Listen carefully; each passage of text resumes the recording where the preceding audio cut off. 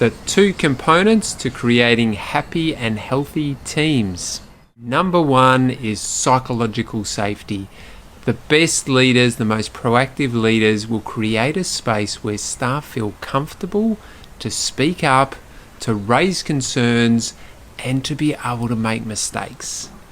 The reactive or the not so great leaders usually won't listen, aren't open to hearing feedback, and are quite defensive.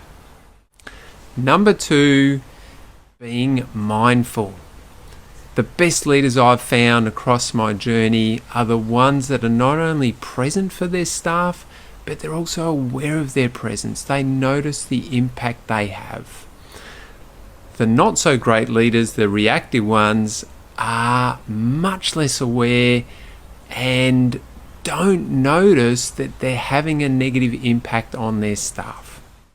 So thanks for listening, and until next time, enjoy your conflict.